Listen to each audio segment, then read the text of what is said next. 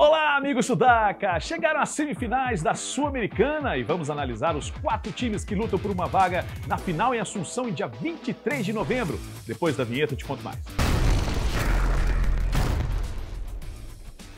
Pois é, amigos, vamos analisar os dois confrontos, os pontos fortes e fracos de cada time. Mas antes eu vou me apresentar, eu sou Bruno Garcês, jornalista e especialista em futebol sul-americano e este é o canal Sudaca Brasil. Tudo sobre o futebol aqui no continente. Deixe seu like, se inscreva no canal e dê uma moral pra gente. Agora de cara nova, com essa parceria com o Bora Pra Resenha TV. Começamos pelo confronto entre Corinthians e Racing. Já se enfrentaram 2 vezes em outras sul-americanas e só deu empate nas 4 partidas. Em 2017 foi 1-1 na Neoquímica Arena e 0-0 no Cilindro. Com gol fora, a Academia passou para as quartas de final. Em 2019, na primeira fase do mata-mata, os dois se empataram 2 vezes, na Argentina e no Brasil. Mas desta vez deu timão. Passou porque venceu nos pênaltis 5-4. Vamos falar primeiro do Corinthians. O Timão, nesta Sul-Americana, tem 10 jogos, 8 vitórias, 1 empate e 1 derrota. Ficou em primeiro lugar do grupo do Racing do Uruguai, Argentino Júnior e Nacional do Paraguai e passou bem. Segunda melhor campanha de todos. No mata-mata só enfrentou brasileiros até aqui, o Bragantino, e passou pelos pênaltis. E contra o Fortaleza fez 2 boas partidas e venceu as 2. O atual vice-campeão da competição. O time é dirigido pelo argentino Ramón El Pelado Díaz, que desde que chegou em julho de 2024 tem 22 jogos dirigindo o time paulista, e um aproveitamento de 51,51% e conseguiu mudar o vestiário por lá. Deu um padrão de jogo, trouxe mais equilíbrio defensivo e alguns jogadores conseguiram jogar em alto nível com El Pelado Díaz. Peca em algumas situações de jogo, mas vamos aos detalhes desse timão de Ramón Díaz. Para começar, joga num 4-3-2-1 ou num 4-3-1-2, mas sempre com 3 volantes defendendo a primeira linha. O time se encontrou até aqui numa linha de 3 zagueiros e até liberando os laterais. Mas Garro centralizado, ele é a peça fundamental nesse tipo de jogo de Ramón Díaz. Marcação intensa e média, e tem sido uma arma desse timão de Ramón Díaz. Foi assim que desarrumou o Fortaleza e contando com a habilidade de Thales Magno, Garro, Romero e Yuri Alberto, e abusando dos contra-ataques. O ponto fraco é na recomposição defensiva, ainda sofre, e a marcação pressão pós-perda ou pós-recomposição tem os seus problemas, e principalmente pelo lado direito, que falha muito nessa marcação. Tenho que falar de Rodrigo Garro, craque argentino, tem sido fundamental no esquema de Ramón Díaz, sendo um dos caras dessas transições ofensivas, tem chegado ao gol e passes entre linhas. Tenho que destacar também Yuri Alberto, muito criticado no início do trabalho no Corinthians, mas está jogando bem, principalmente com Ramón Díaz, com muita velocidade, encontrando espaços na defesa adversária. Tem Hugo Souza, goleiro ex-Flamengo, está pegando muito no timão, elasticidade, reflexos, cresce muito no 1 contra 1.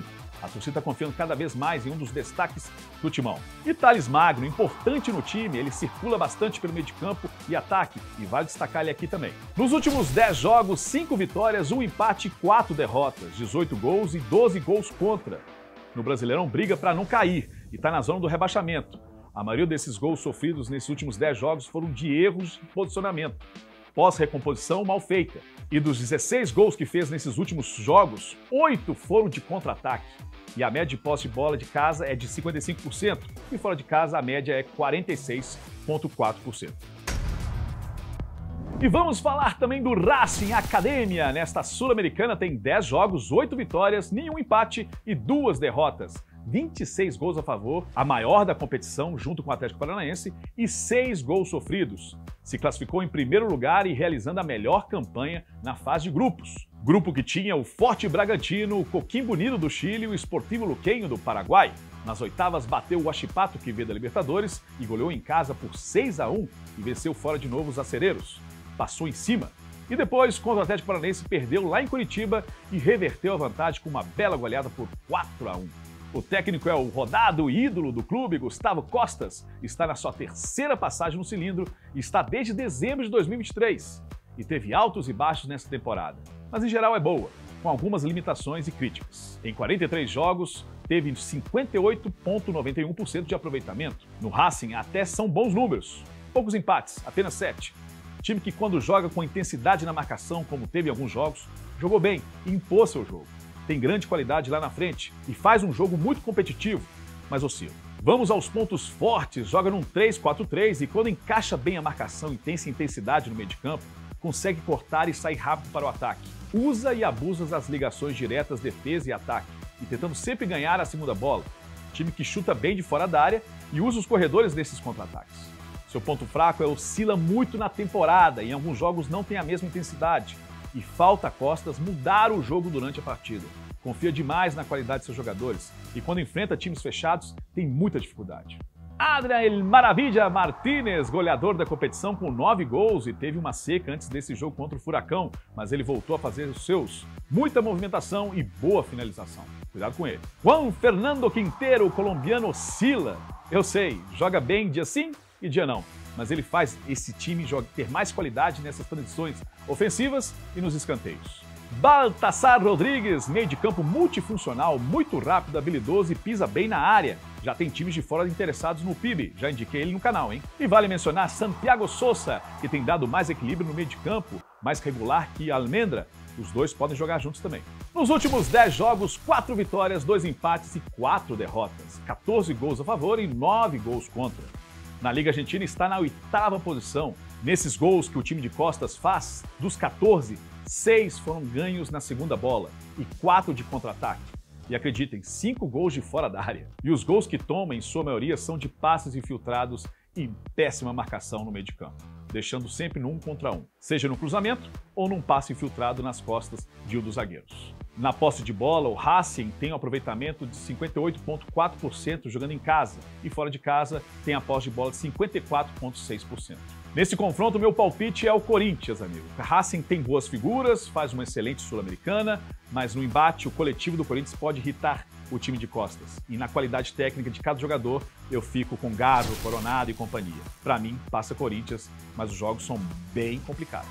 No confronto entre Lanús e Cruzeiro, nunca se enfrentaram na Sul-Americana e nem em outros torneios. Será um jogo bem disputado, mais um confronto Brasil e Argentina. Começamos com o Cruzeiro, cabuloso nesta Sula, tem 10 jogos, 5 vitórias, 4 empates e 1 derrota, 13 gols a favor e 6 gols contra. Se classificou em primeiro lugar num grupo relativamente fácil, com a Católica do Equador, Aliança Futebol Clube da Colômbia e a União La Calera do Chile. Começou mal, se recuperou a tempo e nas oitavas enfrentou o poderoso Boca Juniors em jogos bem complicados, se classificou nos pênaltis.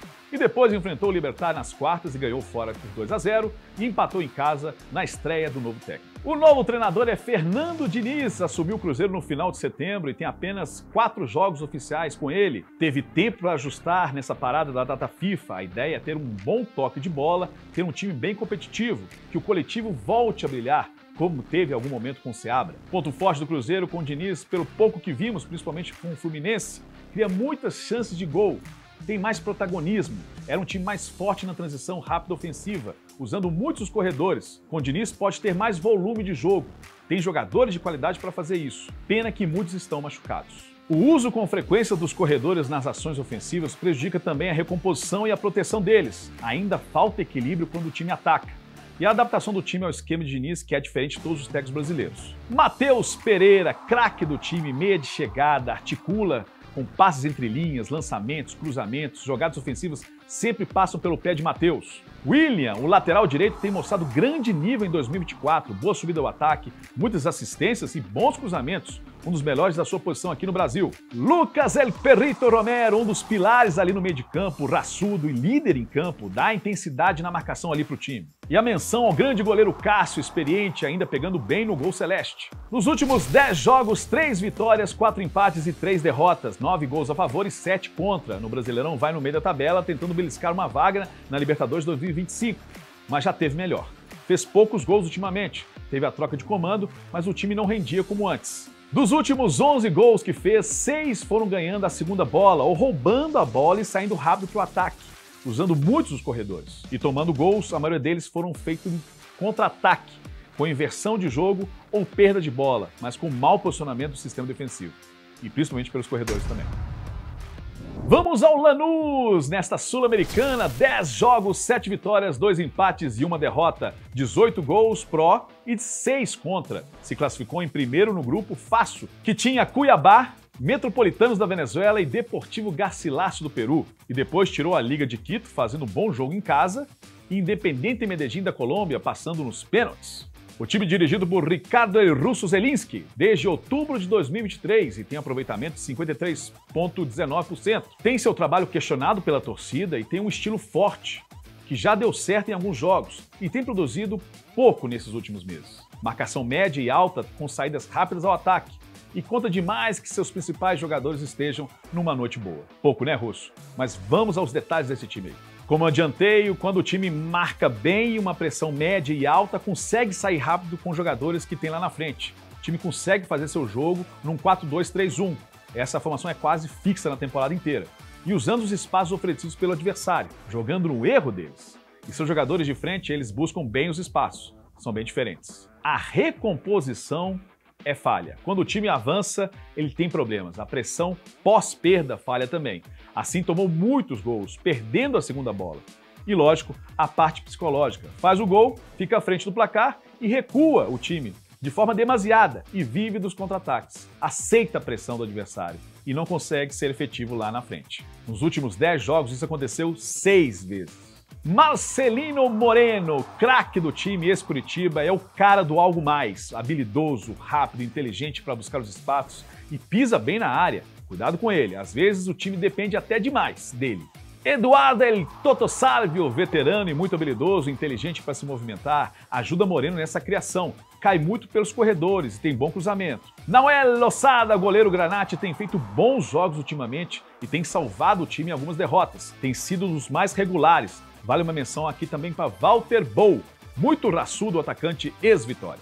E sem contar de Ramiro Carreira, que ganhou titularidade nos últimos jogos e chuta muito de fora da área. Cuidado aí. Nos últimos 10 jogos, 2 vitórias, 6 empates e 2 derrotas. Apenas 8 gols feitos e 10 sofridos. A maioria desses gols sofridos foram nas falhas do sistema defensivo, na pressão pós-perda e na recomposição. Na média, 47,5% de posse de bola nos jogos em casa e 54% nos jogos fora de casa. E na parte ofensiva, seus gols vêm de transição direta dos laterais e zagueiros e para os atacantes de contra-ataque, com Salvio, Moreno e Bou. No Campeonato Argentino, na Liga, vai em 19º em 28 clubes. Não é uma boa campanha. O meu palpite para esse confronto é que o Cruzeiro passa. Ele é o favorito, o Lanús não vive grande momento, mas sempre muito cuidado com o jogo lá na Argentina. Amigos, eu espero que vocês tenham gostado dessa nova estrutura aqui do Sudaca Brasil, com essa parceria com Bora Pra Resenha. Muito obrigado pela sua audiência. Fiquem com Deus. Tchau, tchau.